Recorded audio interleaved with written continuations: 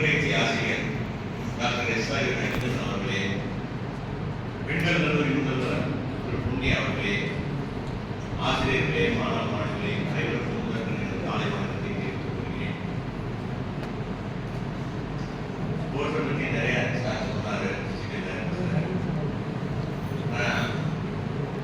First of all வந்து chief கெஸ்ட்டை பற்றி ஒரு 2 வாரம் நம்ம சொல்லி, சீஃப் கெஸ்ட் வந்து 1992 இங்கே பிகாம் செல்ஃப் ஃபைனான்ஸில் படிச்சு வரும். அவருடைய எய்ம் வந்து எனக்கு அவருக்கு ஒரு சில சேர்ந்து வருது. எதுக்கு சொல்றேன்னா, அவர் வந்து நான் பேசுறேன், அவர் ஹோட்டல் மேனேஜ்மெண்ட் கேண்டீன் தான் படிக்கணும் அந்த காலத்தில் இருந்தார். அப்பெல்லாம் என்ன சொல்லுவாங்கன்னா, தப்பா சமைக்கிற வேலைக்கு அப்போ போகிற அப்படின்னு சொல்லி டிஸ்கரேஜ் பண்ணி இங்கே சேர்த்தார். ஆனால் அது தெரியாம நம்ம காலேஜுக்கு ஒரு நல்லது பண்ணிட்டாங்க.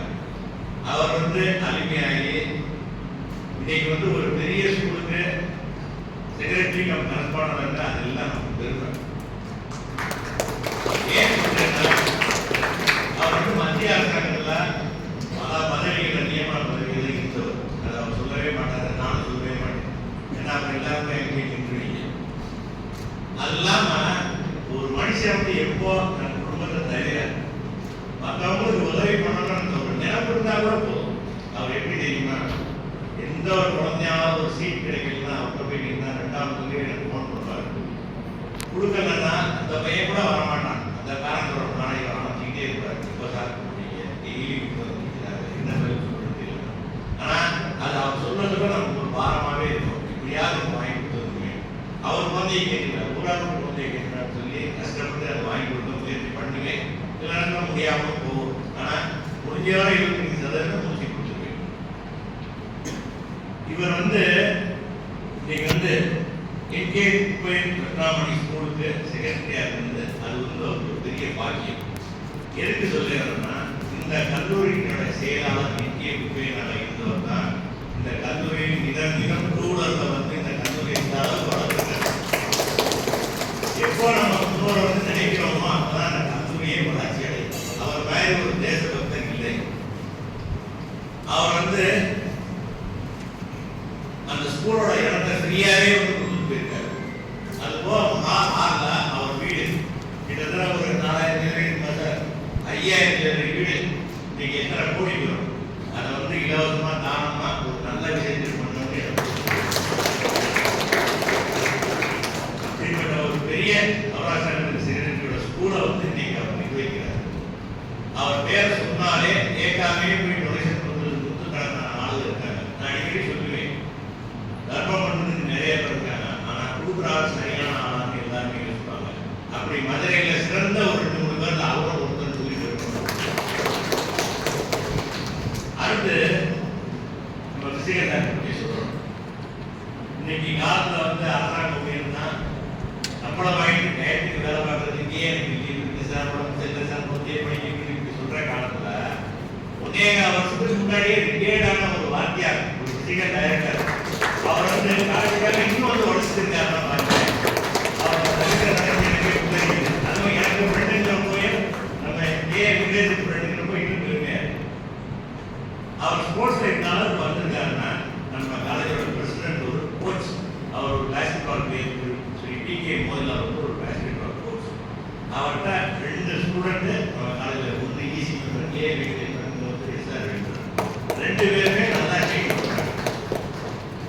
பிசிக்கல் டேரக்டர் பற்றி இன்னொன்று என்ன சொல்லணும்னா, ஒரு நேரத்துக்கு சிம்பிளா சொன்னார், இந்த யூனிவர்சிட்டி பிளேயர்ஸ் சொன்னார்.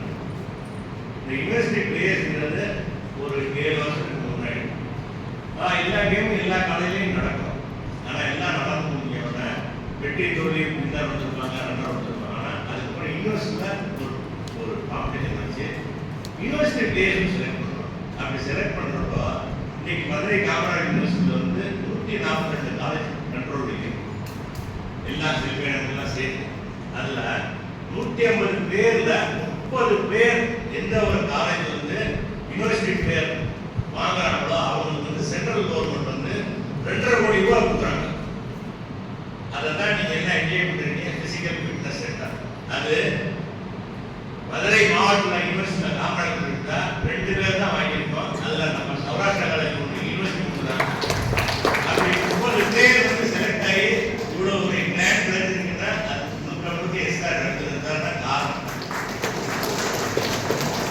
அவர் சொன்ன மாதிரி நம்ம காலேஜில் கிரௌண்ட்ல யாராவது பார்த்துட்டீங்களா? நானே கேட்பேன், இங்கிருந்து தான் பேர் ரெடி பண்றேன், அது பாட்டா வந்துட்டே இருக்கான்னு கேட்பேன். அவரோட சம்பளத்துல டிவிஎஸ்ல போய் ஒரு இடத்துல முத்திரை எடுத்துப்பார், ஒரு கோச்சை வச்சுக்கிட்டு அங்கே போய் மெடிக்கல் காலேஜ் போய் ஒரு ஆளை கொடுத்துருப்பார், ஒரு கோச்சை. அவர் வந்து பேங்க் சொல்லிட்டு இந்த மாதிரி அவருடைய உழைப்பெல்லாம் வந்து இந்த காலேஜுக்கு தான் சிந்தனை நினைச்சு ஒவ்வொரு நிமிஷமும் காலேஜ் தான் நினைப்பாரு. கேட்டா வருவாரு, வந்தப்பன்னா ஸ்போர்ட்ஸ் கோட்டா எவ்வளவு மரண டெஸ்ட் பாஸ் தான் ஆகிருப்பான், ஆனா போட்டு உயிர் இருப்பாரு. நம்மகிட்ட நமக்கு கேட்க கொடுங்கன்னு ஒரு காலத்தில் கேட்டு இருந்தாரு. உண்மையிலே அன்னைக்கிறப்ப அந்த நிலைமை கொடுக்க முடியாது. ஆனால் அர்த்தமா இருக்கும், கடைசி எப்படியாவது சொல்லி சேர்த்துருவோம். அவர் சொல்லுவார், மெடிக்கல் காலேஜ் போனால் hostel free sir, fees free sir இல்லை அப்படிப்பாரு. இங்கே எதுவுமே ஃப்ரீ இல்லை. ஆனால் நம்மளாம் நம்பர் 1 கொடுத்ததுக்கு அந்த எஸ்ஆர் இன்னைக்கு ஸ்போர்ட் டேனால இன்னைக்கு அவர் தான் கதாநாயகன். அவரை பற்றி தான் நிறைய நம்ம சொல்ல வேண்டியது. இதுக்கு அடுத்து ஸ்டூடெண்ட்ஸுக்கு சொல்லணும்னா எல்லாரும் 2000 பேர் இங்கே படிக்கிறீங்க. எத்தனை பேர் ஸ்போர்ட்ஸ்ல பார்ட்டிசிபேட் பண்ணிருக்கீங்க? ஒரு 200 பேர் பண்ணிருக்கீங்க. உண்மையிலேயே நீங்க இந்த 200 பேர் அந்த 2500 கொடுத்து வச்சிருக்கோம். எதுக்கு சொல்றேன்னா, நீங்க வந்து ஸ்போர்ட்ஸ்ல வந்து எவ்வளவு வேலை வாய்ப்பு தெரியுமா?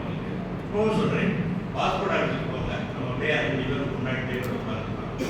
ஏர்போர்ட்டுக்கு போங்க, செக்யூரிட்டி நம்ம அங்கே தான் இருப்பாங்க. ஸ்டேஷன்ல சுப்பிரமணிய ஸ்டேஷன்ல போனாலும் டெய்லிக்கு போனாலும் ஸ்டேஷன் 2 பேருமே நம்ம ஸ்டூடெண்ட் தான்.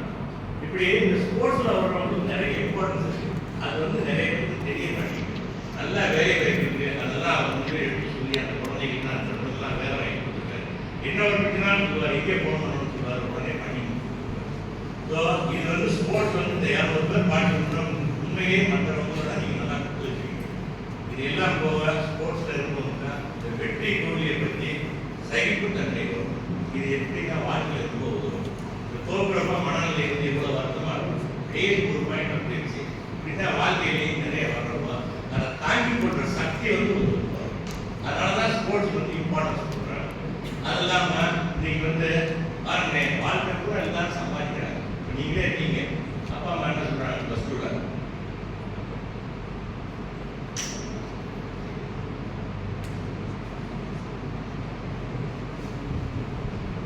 அப்பா அம்மா என்ன சொல்றாங்க, +2 நல்லா படிச்சா ஐஃபோன் வாங்கி, +2 நல்லா படிச்சா பைக் வாங்கி. எல்லாத்துக்கும் ஒரு ஆசையை முக்கினா அவங்க கட்டியே வைக்கிறாங்க.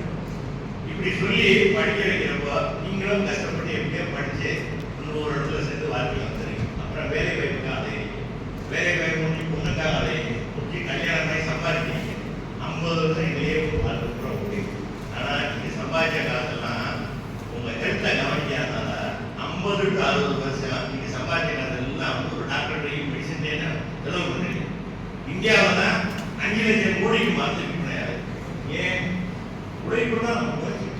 ஒரு காலத்துல நிறைய பேருக்கு நம்ம மேல உட்கார்ந்து நிச்சயமா தெரிஞ்சிருக்கும். வீட்டுல ஆட்டுக்கள் இருக்கும், துணி துவைக்கிற வாஷிங் மிஷின் இருக்காது. சாயங்காலம் நம்ம சினிமாவுக்கு போனோம்னா அம்மா சொல்லுவாங்க, துணி துவைக்க டேரக்ட் போடாம அதுக்கு போட்டி இருக்கும். தம்பி வருவான், அக்கா வருவாங்க, 6 நாள் துவைச்சு ஓடி போகணும். அப்படியே நம்ம உழைப்பு இருந்துச்சு. உழைப்பே இல்லை. மிஷினா கட்டினா பைக்கில் கூட பாருங்க, கூட பண்ண மாட்டீங்க. செல்ஃப் தான் பாருங்க, வந்துடும்.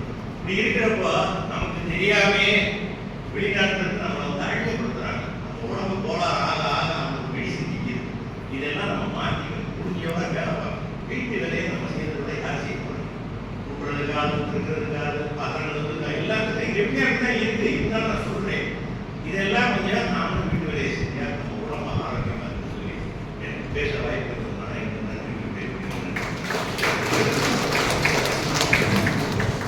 நன்றி. தவறாளர் செய்வதற்கான குமரேசனே மாணவர்களே, உடல்நலத்தை பெற வேண்டும் என்று நமக்கு கோரிக்கை காட்டியிருக்கிறார்.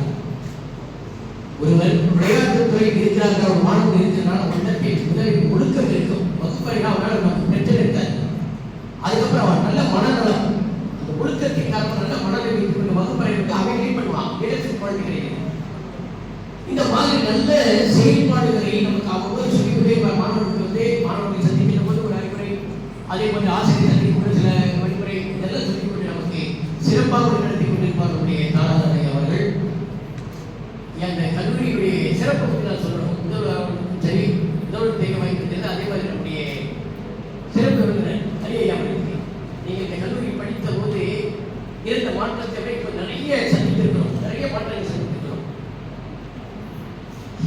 இன்டர்நேஷனல் பிஏ கேட்பாங்க.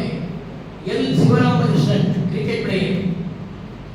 ஒரு காலத்தில் நம்முடைய கல்லூரிக்கு வந்து அலங்கரித்தவர். வாரிபட்டி ராஜா ஹாக்கி பிளேயர், இந்திய டீம்ல வந்து சிறந்த டீம் வீரராக இருக்காரு. அப்புறம் வின்சென்ட் சைனி. இப்போ இப்படிலாம் மிக சிறப்பாக உலக புகழ் பெற்றவர்களை அழைத்து வந்து நாம் அலங்கரித்தோம். பிறகு நம்முடைய சேரரையா பார்த்தாரு. அவர்கள் நம்மிடத்தில் நம்முடைய சமூக பெரியவர்கள் இருக்கிறார்கள், அவர்கள் அழைத்து வருவோம். ஒரு பட்டப்படிப்புலாவா அவர்களை சிறப்பு செய்வோம். ஏன்னால் நமக்கு நாமே சிறப்பு செய்ய வேண்டிய காலத்தில் இருக்கின்றோம். சௌராஷ்டிர சமூகம் ஒரு சிறிய சமூகம். அந்த சமூகத்தை பாராட்டுவதற்கு ஆற்றலிலே திறமை இருக்கிறது. அந்த திறமையை கண்டறிந்த நம்முடைய சேரரை அவர்கள் யார் யாரெல்லாம் நம்முடைய சமூகத்தில் உயர்ந்தவர்களாக அவர்களெல்லாம் வரவழைத்து மேடையில் ஆதரித்து சிறப்பு செய்வது நம்முடைய கடமையாக இருக்கிறது. அதே போன்று நிலையூரில் ஐயா அவர்கள் எப்படி உயர்ந்திருப்பார் யோசிச்சு பார்க்கணும். ஒரு 50 ஆண்டுகளுக்கு முன்பாக சென்றோம்னா நிலையில் ஒன்றும் போட்டியாது. வெறும் நெல் குறிஞ்சி அதாவது நெருங்கி பூக்களும் நெருங்கி உள் நிறைந்த ஒரு காடாக இருந்த ஒரு நிலையை கைத்தறி நகராக மாற்றி நம்முடைய ஐயா அவர்கள் சொன்னது போன்று குப்பையர் ஐயா அவர்கள் ஆசிரியரிடத்தும் சரி, மாணவர்கள் அதாவது சமூக பெண்களிடத்தும் சென்று ஒரு பள்ளிக்கூடத்தை நிறுவ வேண்டும். ஏனென்றால் அந்த பள்ளிக்கூடங்களை ஒரு ஊர் உருவாகி கொண்டிருக்கிறது. சமூக மக்கள் தான் அவங்க குடியேறி கொண்டிருக்கிறார்கள். அவர்கள் பள்ளிக்கு எங்கு செல்வார்கள்? எழுத்தறிவித்தம் இறை என்பார்கள். அதனால ஒரு சிறந்த பள்ளி அமைத்து சிறப்பாக நல்ல வழித்தோன்றல்களை அவருக்கு குழந்தைகள் இருந்தாலும் நாம் தான் அவருக்கு குழந்தை மாதிரி. நான் அவருடைய செயல்பட்டேன். அவர் என்ன பண்ணாரு, புத்தகம் 9th ஸ்டாண்டர்ட் போய் சேர்ந்து புத்தகம் வாங்குறதுக்கு இப்போ அரசு தருகிறது, அப்போது அரசு தராது. அரசுக்கே வழிகாட்டக்கூடிய அளவிற்கு குப்பையை அவர்கள் எனக்கு புத்தகம் கொடுத்தாங்க. கல்வி படித்து கொடுத்துட்டு அடுத்து தொடர்ந்து அடுத்த மாணவர்களுக்கு இப்படி சின்ன சின்ன உதவிகள் செய்து பெரிய பெரிய மக்களை உருவாக்குவர் நம்முடைய குப்பை அவர்கள். அந்த பள்ளியை தாளராக இருந்து செயலராக இருந்து சமூகத்தை சிறப்பாக வழிநடத்திக் கொண்டிருக்கின்ற ஐயா அவர்களை கடுமையான கடவுளை எழுப்பி நாம் வருக வருக என்று வரவேற்கிறேன்.